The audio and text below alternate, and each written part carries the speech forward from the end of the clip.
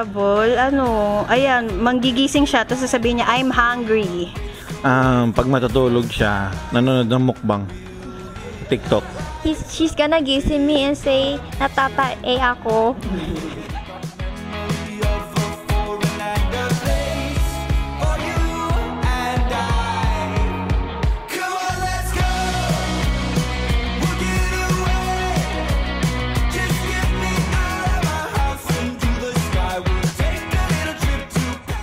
Si Audrey, pag sa umaga, pagkagising niya, kailangan meron siyang pagkain. Kumbaga, nawawala yung mood niya pag di siya nakakain sa agahan. Kasi siya yung naunang nagigising sa amin. Kumbaga, kailangan pagkagising niya, may pagkain na agad, parang gano'n. Masayahin kasing, bata. So, yun lang yung tumatatak dahil, basta jolly person siya. Pagka, pag masaya siya, talaga minsan sumasayaw-sayaw pa siya. The same thing as mom's answer. She's jolly, energetic, hyper, and yeah, that's all. She's amazing.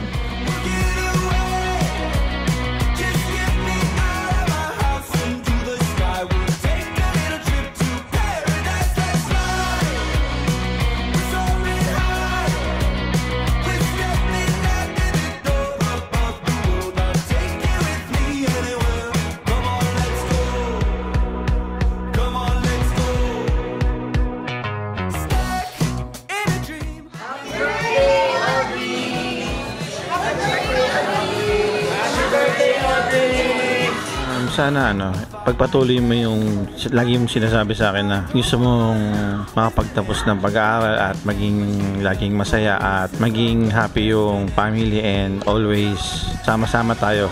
Yun lang. Maging lagi kang madasalin, tapos lagi kang magti-thank you lahat sa nakukuha mong blessings, tapos makinig kay mommy and daddy, and laging mag-aaral ka mabuti, and ayun, basta makinig ka kay mommy and daddy, okay? And say sorry if may nagawang mali. Based on mom's answer, Audrey, I know we sometimes fight, but I just wanna say that we're always gonna be best friends forever. I'll always love you and cherish you till the end.